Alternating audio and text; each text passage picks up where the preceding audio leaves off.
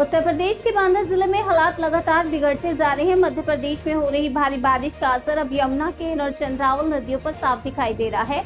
यमुना नदी खतरे के निशान से ऊपर पहुंच चुकी है, जबकि केन नदी भी अब लगभग खतरे के करीब है।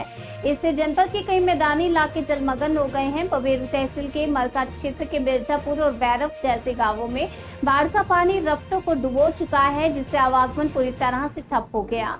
लोगों को अब नाव का सहारा लेना पड़ रहा है, लेकिन इससे भी उन्हें भारी दिक्कतों का सामना करना पड़ रहा है। मरका के ग्राम प्रधान मुलायम सिंह यादव खुद लोगों के बीच जाकर बाढ़ प्रभावित इलाकों में जागरूकता फैला रहे हैं। बच्चों को बाढ़ के पानी से दूर रहने की सलाह दी जा रही है। जिला प्रशासन भी लगातार हालात पर नजर बनाए हुए है। मरका में बनी बाढ़ चौकी से प्रशासन स्थिति की निगरानी कर रहा है और राहत के इंतजामों में जुटा हुआ है।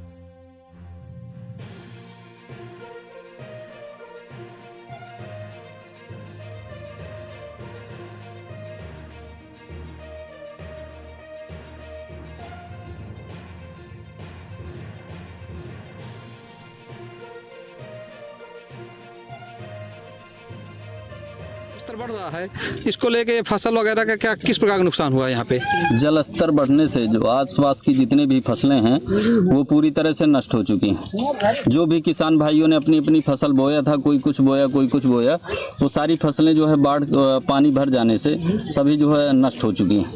उसके लिए हमने प्रशासन को अवगत करा दिया है।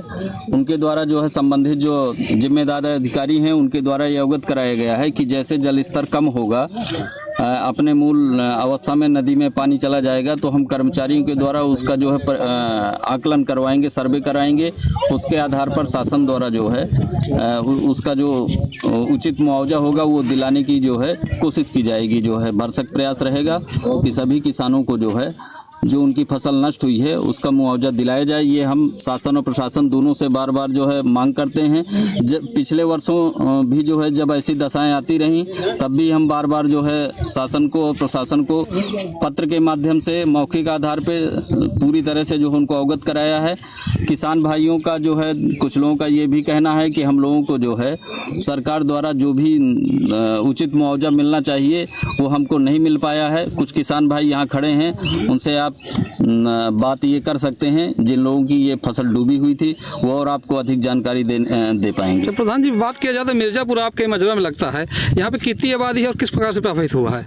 मिर्जापुर में लगभग जो है 2000 आबादी है।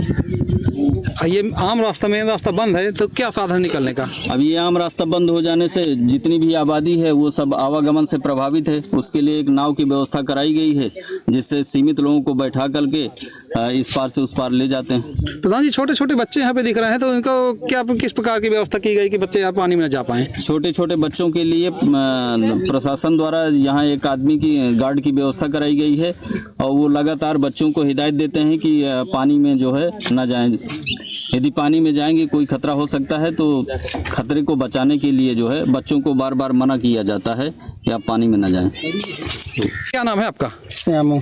श्यामू, कहाँ के रहने वाले हैं? मिर्जापुर। जैसे यमुना नदी का जल स्तर बढ़ रहा है, बाढ़ आ गई है, किस प्रकार के व्यवस्था है और कैसे आते हैं आप? मेन रास्ते में तो पानी भरा हुआ है। बोट से। बोट से।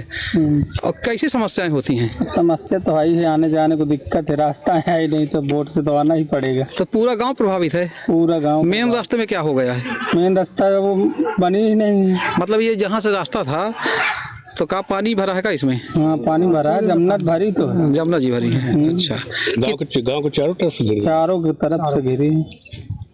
लगभग कितने घर प्रभावित होंगे? कम से कम 10,000 है। 2 गाँव 3-4 गाँव।